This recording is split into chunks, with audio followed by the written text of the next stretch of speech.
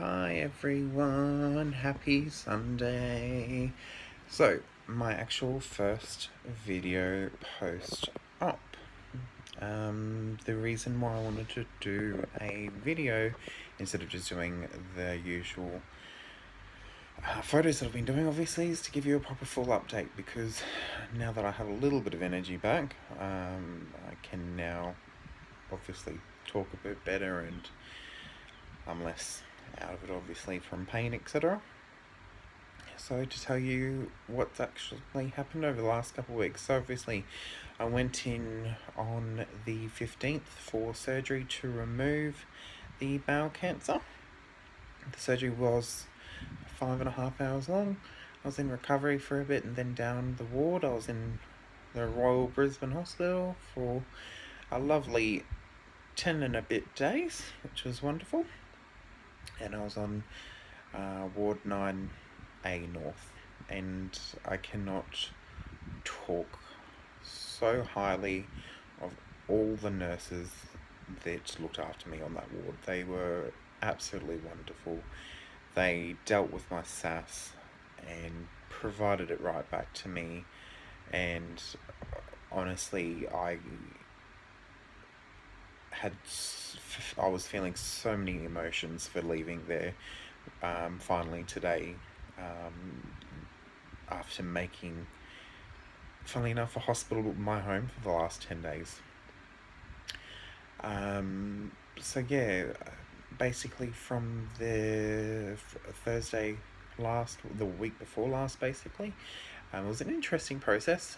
For those of you who had visited me, you would have seen within the first couple of days I didn't actually have much of a voice. It was quite crackly and non-existent, which was kind of nice because I do enjoy having a bit of a husky voice. Recovery was very interesting because basically Friday I was told that I needed to get out of the bed and basically move around and get up and about, which didn't end up being that hard after all the surgery. So the biggest thing was having things attached to me, because I had 3 different drains attached, which then obviously each drain became a challenge to after getting them taken out, essentially. So the 3 drains that I had, one was for lymph nodes, one was obviously for the front, and then for the back, of course. So the front went first, and then just having to retrain your body to urinate is a freaking weird thing. I know this is probably a bit of a disgusting part of this conversation right now, but it's a very weird thing to go through. And I don't know if any of you have, oh, I'm sure a lot of you have probably gone through it yourselves with having surgery, but it's a weird thing. Then it's funny, being that I was in the general surgery ward for the colorectal department, the amount of talk about your bowels and bowel movements and passing wind and all of it is so overused. Like, you get asked every 5 seconds if you've bloody well passed your bowels or if you've passed wind. It's quite funny. And if any of you had came and saw me, you would have heard the other people in the other beds passing wind quite freely, which is quite hilarious to actually deal with. And my good and my bad days, of course. Some days I just literally felt like rat shit. I was having hot flashes, kind of feeling clammy and everything, which I'll kind of explain in a moment. So I have a bit of a revelation to top off the end of my journey at hospital shortly, which I'll come back to. So yeah, it was an up and down journey. It was obviously made so much better by having people coming in visiting me, and all the little treats that people brought me as well that really helped to get me by. What else is there to talk about with hospital? Got used to the food. The food was actually quite nice for the first couple of days, but then because of the last drain that was left in me, it was a lymph node drain, basically. Me, of course, once again, not being the standard, from the lymph nodes, apparently my lymph nodes were actually, it was draining fat from my body, and I was just like, well, hey, love it, fucking free plastics, free liposuction. Turned out that that's a bad thing, that your lymph nodes shouldn't be draining the fat. So I then had to go from a decent hospital diet to a very low fat diet, which most days consisted of tin spaghetti with having, what was it? Tin spaghetti with plain mashed potato. Like literally, there was nothing in it. It was just mashed potato, pumpkin, and other green vegetables, all steamed. Having jelly and a tea. It was 100% delightful. I really enjoyed the diet.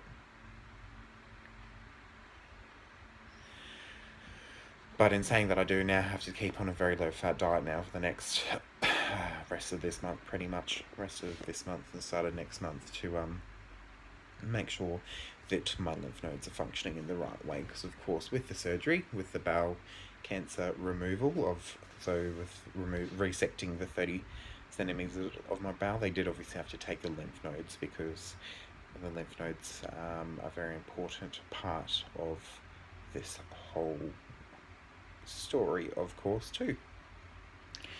So that was more or less up until Thursday. By Tuesday, I was definitely a lot more mobile. I was walking up and down the ward. I was going downstairs, going for walks, or sitting outside. Ran into my old neighbour outside, so that was cool, having a good old chat to Mr. Trevor Cork, so that was awesome. And then just more or less chilling out. Also ran into an old boot captain's friend, Barb, as well when I was there, so that was awesome. And yeah, it's truly amazing how many people are in the freaking hospital at any given time. Just blows your mind. So the next thing, obviously, is actually, no, I'm gonna do this video primarily. I think I'll just finalize this video more or less around my overall journey with hospital. So by the end of hospital,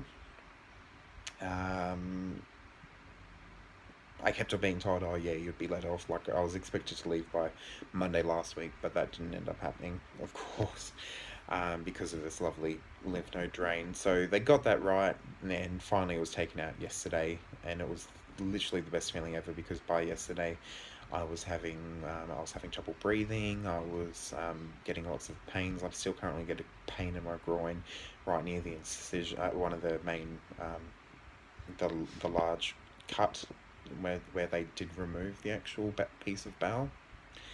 The name of the actual surgery was called a high anterior laparoscopic resection, and that got drummed into my head so much during the whole time.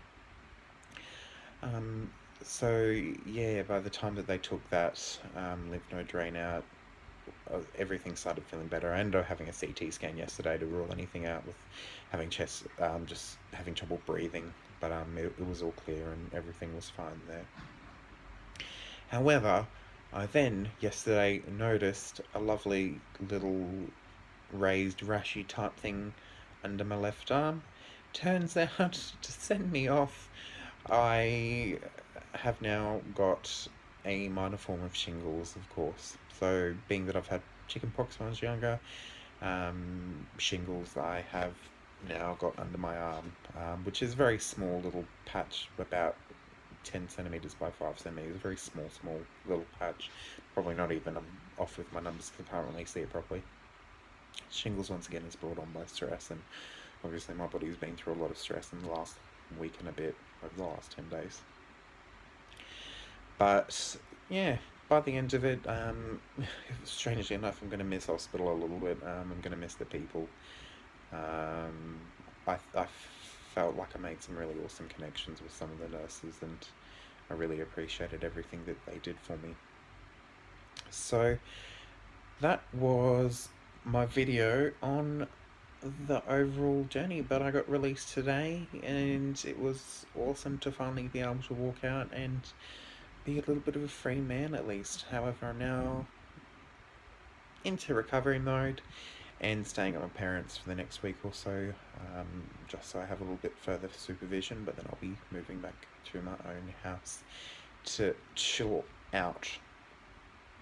So this is video part one. I decided to split the videos because they're becoming a bit lengthy, and I don't expect you guys to have full on time to watch all of it all at once. So watch this first and then watch the next one. Once again, I cannot say how much I've appreciated everyone's comments and everyone's love and support since being in. It really got me by, even if you didn't have a chance to come visit me. Honestly, I love you all. My heart seriously is so full at the moment, so full. Okay, I will be back in a moment with my second video, and that video will be to talk about the results of my lymph node testings.